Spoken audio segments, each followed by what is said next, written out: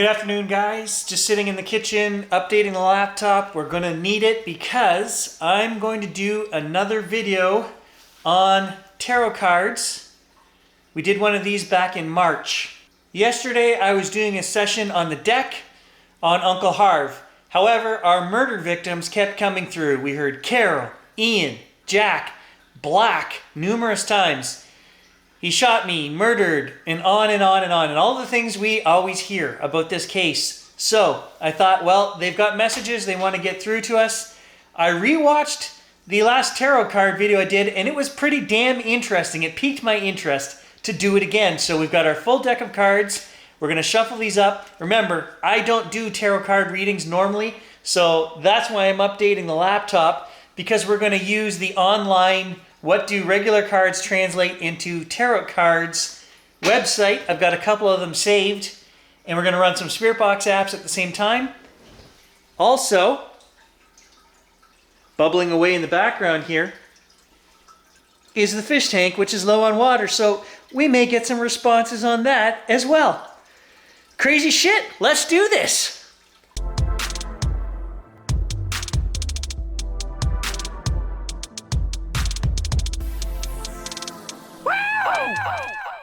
Okay, so I've got the tarot card translation from regular cards to what they mean. The same one we used last time. I'm going to shuffle up our deck. We've got a full deck. And including jokers in here. I'm going to turn over 3 cards and 3 cards, and then I'll show them to you guys on the camera. Might as well run the hack check as we're doing this. Carol, Jack, you guys were trying to come through yesterday. Kind of hijacked my session with Uncle Harve.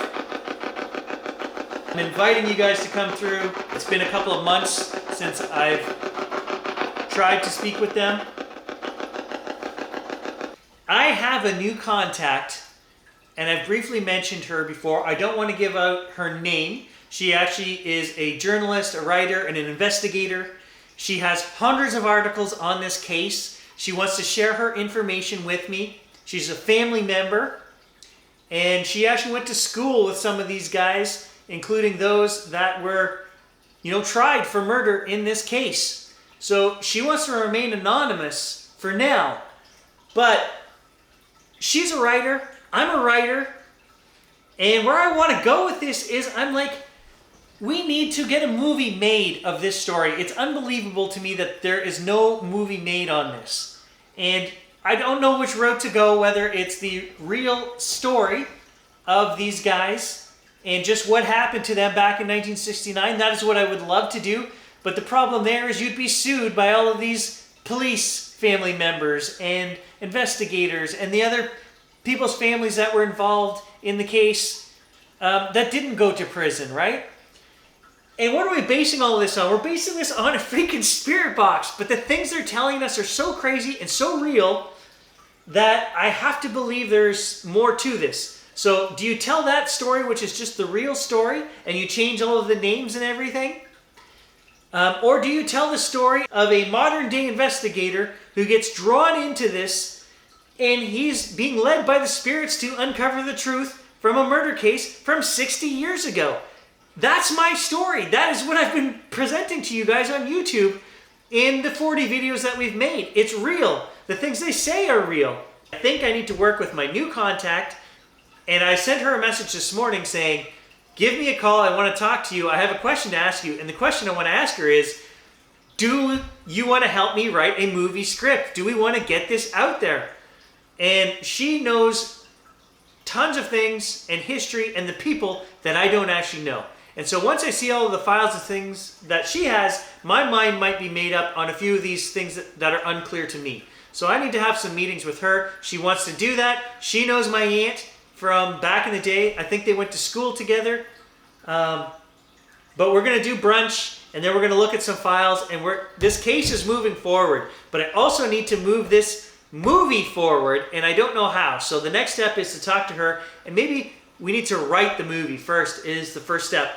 Whether she wants to help me or not, I think I need to do that. If I do it myself, I'm going to base it on me and my experience, which includes the spirit box and the spirit side of it. But anyway, let's get into this session and see what they actually have to say today.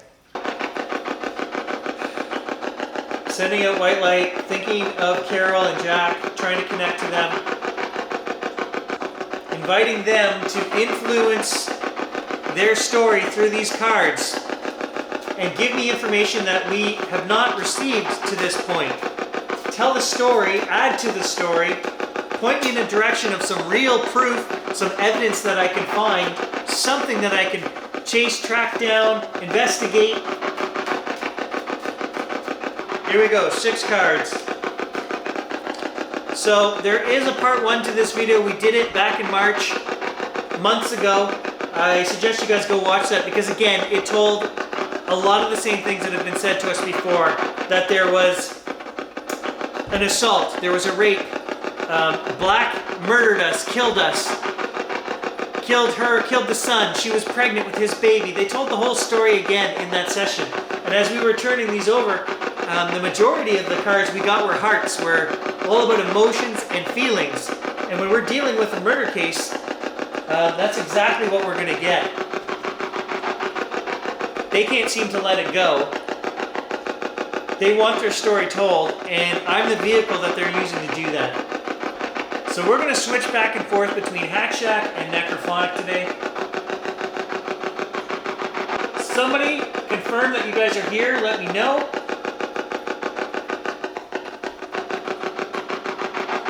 That you want to talk to me. You want to participate in my experiment, because that's what this is. There's a shiver down my neck, the first one. Oh, it's still going. Use the box, come through.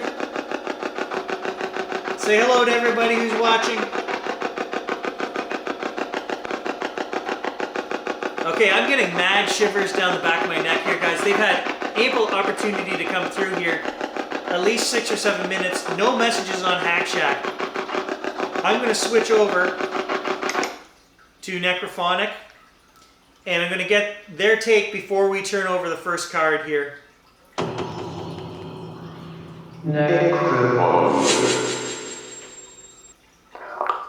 Right. Oh, full shivers. The first 3 words: killer, rape, Carol. Guys, it doesn't get it. Oh, waves and shivers, goosebumps, Mike. The hair on my arms is standing straight up.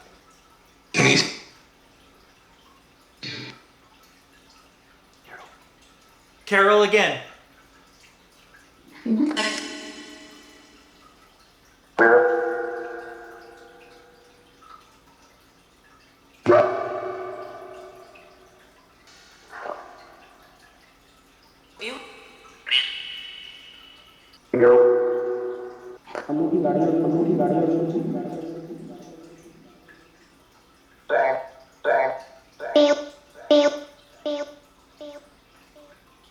You guys interrupted my session yesterday, and I'm assuming this is important. You must have something new you want to tell me? Or is this just that you're trying to remind me not to give up? What do you guys want to tell me today in the form of these cards? What is the story, the message that you want me to follow up on?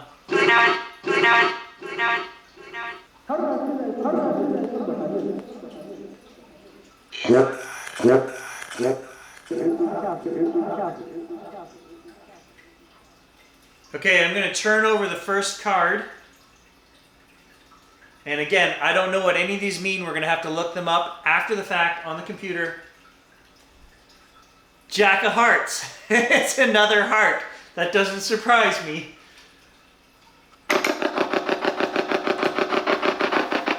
What are you trying to tell me with this card, the Jack of Hearts?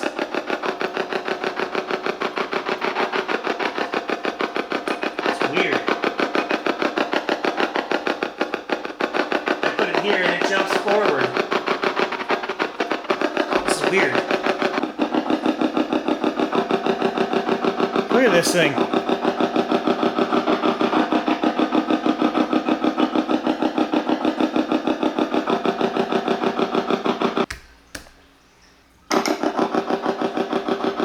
Are you moving that card? Move it right now without me touching it. Look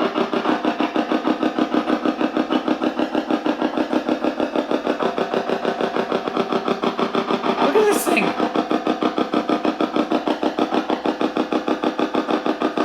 Carol, do you have anything to say about this card? Before I look up what it is?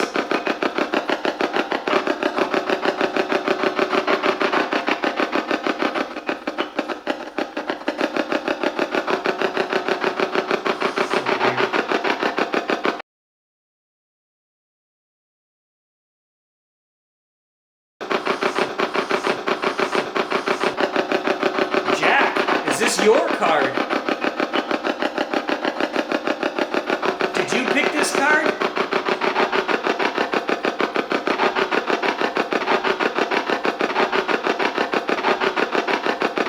Alright, I'm going to look it up.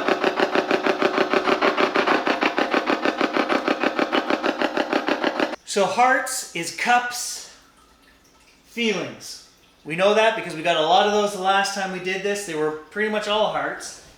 The Jack falls in love easily, romantic chatterbox. That's Carol. Like, as soon as I read that, I'm like, in my head, that's Carol. Carol, is this your card? She was young, she was influenced by all these men, she was married, she had multiple children. Before she was 18, married, and killed at 18. Carol, is this your card? Love.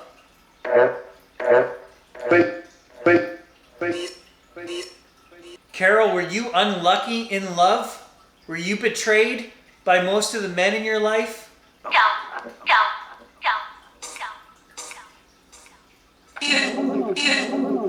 That just said Ian. Ian was her first love. They were like 13 or 14 when they got together. They had a baby together at 14.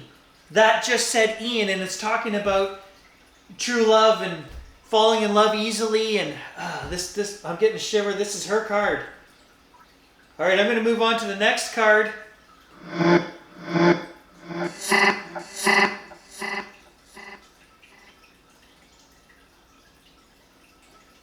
Six of clubs, and I feel there's some action tied to this card. I don't know why I say that. I have no idea what the Six of Clubs means, but this is something to do.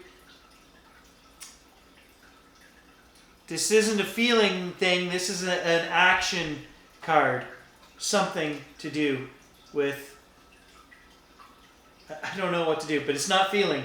I get the intuitive sense. This has nothing to do with feelings in this card. I'm trying to tell us something else here. What are you trying to tell me with this card?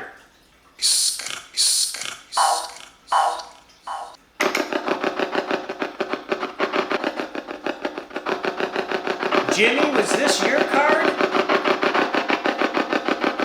James Lavin, Jimmy the Fox. Why do I feel that this is your card? There's something to do with you.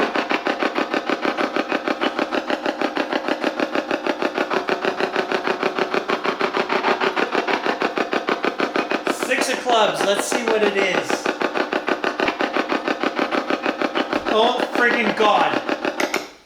Guys, I swear you're not going to believe this. I have not looked at what the meanings of these are. I pulled it up, but I didn't read any of it. This says wands. Clubs is wands means action. Did I not just say that? I'm pretty sure I just said this has something to do with an action. And this is what this says. Unreliable, hot-headed, risk-taker, hidden intentions. Oh my God, that so describes this shyster, Jimmy the Fox. His name is freaking Jimmy the Fox for a reason. Unreliable, risk-taker, hidden intentions. Guys, honestly, if you were just watching this and you didn't know me, you would think I read that before I said this. No, I did not read that. This is crazy. So what does the 6 mean? I don't know. Let's find out.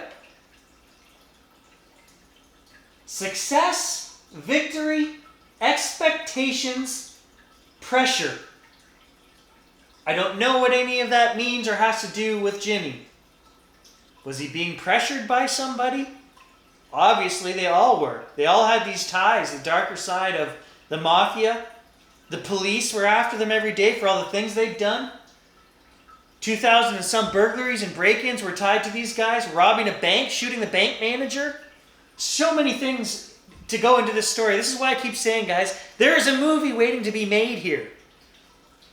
Man, I can't believe I said that has something to do with the actions. What is the action, though? What are they trying to tell me? What am I feeling here?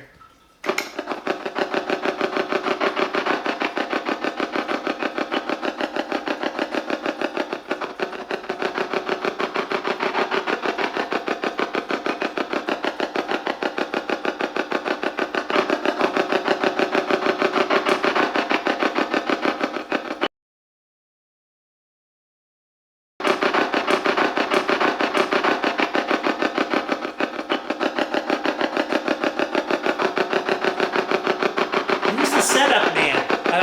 I'm getting the sense that he was the man who got all this rolling, got all this started. He made the deals. He was the connection to this little group and maybe their mafia connection. He was the deal maker.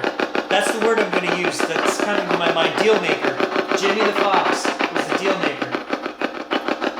Can you confirm this? I don't know if Jimmy's dead or alive. He could still be alive. He'd be old as fuck, but he'd still be alive. Could be.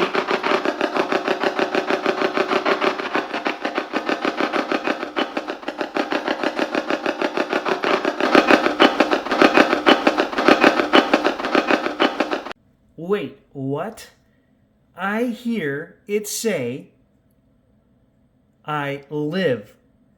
Well, how can he say, I live, if he's alive? How is he talking through the spirit box? That doesn't make any sense. And that didn't come through the spirit box. That's just a disembodied voice in the background, the static. So, what's going on?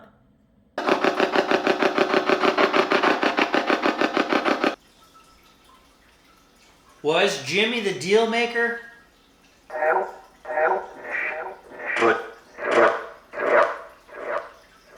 So I also feel that it's somebody else telling me this about Jimmy, that that's not him. Somebody else is telling me this about him. So I think we've got a Carol card, we've got a Jimmy card. Donald Kelly, I think when I just looked at that card, I thought, whose card is next? Donald, is this your card?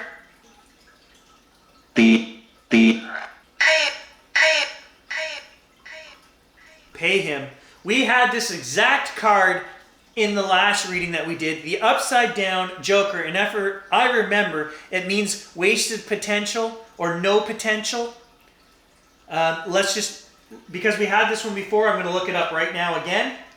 And that makes perfect sense that that would be Donald Kelly's card because he didn't do anything with his life. He ended up in prison. The Joker is the equivalent of the Fool in the Tarot, and as such it remains unlimited potential and a simultaneous ending and beginning, taking a big risk but having trust that all will be well. It is a powerful card. One can mark this card to indicate a right way up or wrong way up, so that it can show the reverse meaning of folly and foolishness. Well, that was the story of Donald Kelly's life. Okay, the upside down Joker. And maybe, full shivers, I was just going